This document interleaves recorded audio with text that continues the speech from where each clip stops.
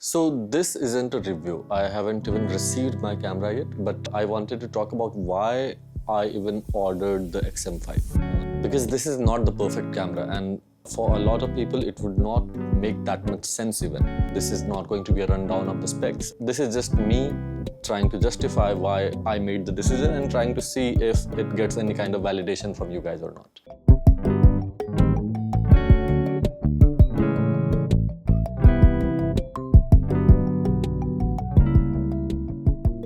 So I mainly use a Nikon Z6 II and amazing autofocus. I mean, not equal to Sony standards, but still great. Great picture quality, great sharpness, great Z lenses. That whole ecosystem very well suits my needs.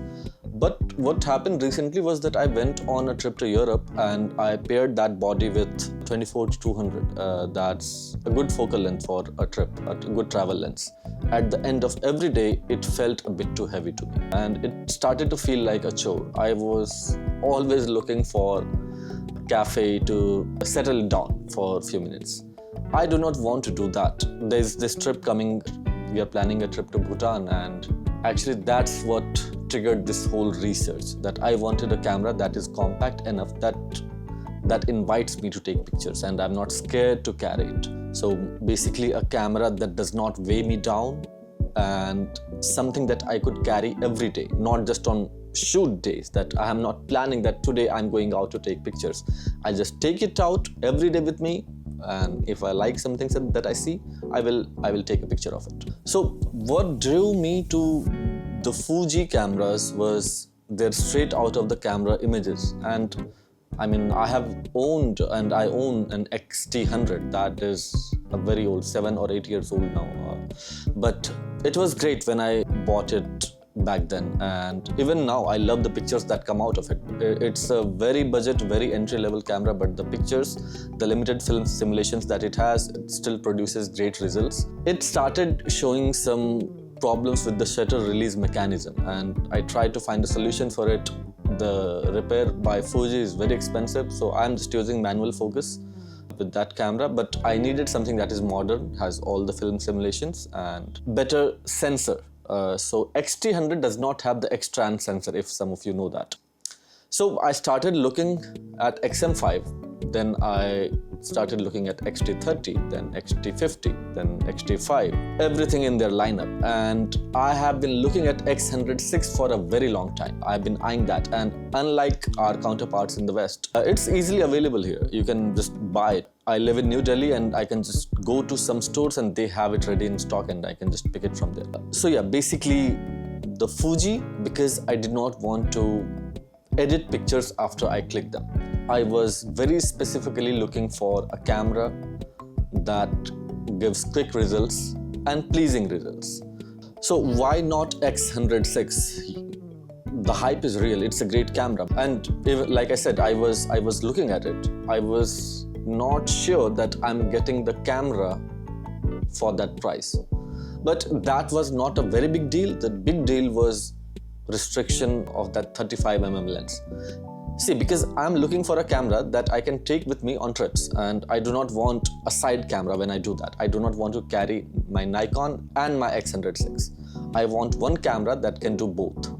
And that's where it was limited. I like the focal length that it offers, but it cannot do everything. I think there are some converters out there that you can use to make it a bit more flexible. Then there is the 40 megapixel sensor that you can use to crop to different sizes, but yeah, it's not enough for me. But then there were some other alternatives. So pocketability and camera being compact was a big factor for me. So of course, the alternatives were Sony's RX107 and Ricoh GR3. Great cameras. In fact, Ricoh has a cult following, so why not those? In fact, Ricoh, I think it's so compact. I have not held it in my hands, but from what I've read about it, is that you can fit it in your jeans pocket. You cannot do that with the X-M5. But the biggest drawback and biggest limitation again was the fixed lens. Sony is a bit more versatile in that area, but Ricoh is very limited. But the other issue with both of them was they are too old now. I mean, they are not future-proof tools. And it seems like with the X processor 5 that you have in X-M5, it it will easily last you for next 5-6 years. In fact, any camera that you have from last 6 or 7 years is good enough today. If my X-T100 were working perfectly, I don't think I would have been looking at the X-M5. But X-M5, it promises a better longevity compared to something like Sony RX100VII, where the RX100VIII is due for a long time, and Ricoh GR3. And I think they are not making the GR4 only because GR3 is still selling, but it is old. Okay, so why I feel that it's not perfect, the X-M5? 2 reasons, and one is big for me, and the big one was lack of an EVF. I have not shot on a camera without an EVF since 2008. In 2008, I bought my first camera. I did not know much about it. The camera was Nikon L100 Coolpix series. It had 10 or 15x zoom reach, something like that. I did not know much about cameras. I had not done a lot of research. I just went into a camera store with my friend. I remember my friend bought an Olympus back then. And Nikon was the name that we had heard a lot in those years, and Olympus was a bit unheard. Olympus had an EVF. The older ones of you would remember that in those days, EVFs were considered inferior to DSLR's optical viewfinders. You see what is in front of your camera, not what your sensor is producing. Anyway, so my L100 did not have the viewfinder of any sort, but I loved the camera because I had not used an EVF or any kind of viewfinder back then. I was okay with it. It was a big chunky camera, but I used it everywhere. I loved it.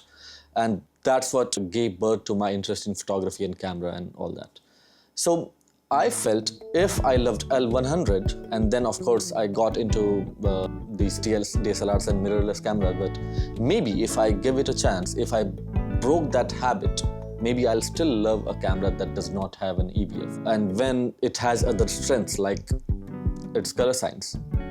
And one thing to note, so all of us use our smartphones, and I think I use my smartphones to take pictures more than I use my DSLRs, because DSLRs you have to plan for that, at least me. So if I am okay taking pictures on my phone, my Samsung S24 Ultra, and if I'm okay with it, maybe I'll be happier on the X-M5, because I do not like the pictures that come from these phones, the over-processed nature of it. They do not seem real enough to me.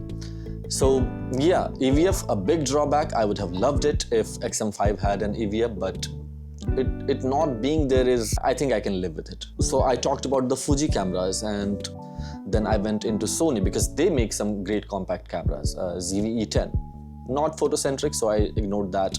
Then there is A7SC full frame cameras, then A7C2 and A7CR, the 61 megapixel newer cameras. XM5, even with the latest processor, cannot even match the autofocusing capabilities of those Sony cameras. But since I'm not that much interested into video, it was fine for me.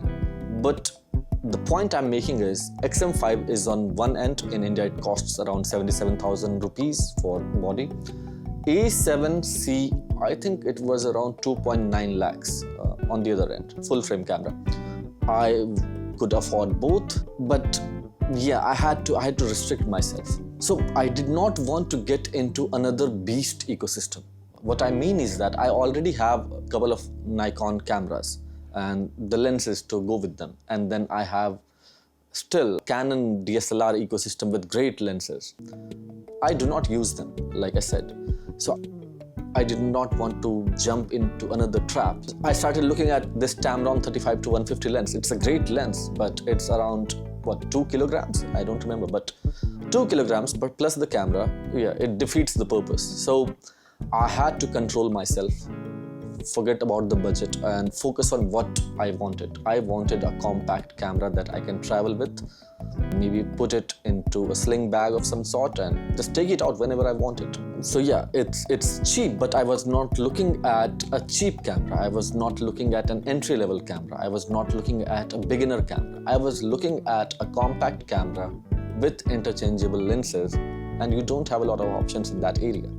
Unless you go to something like ZV-E10. It's a great camera, but it's very video-centric. I do not shoot a lot of videos.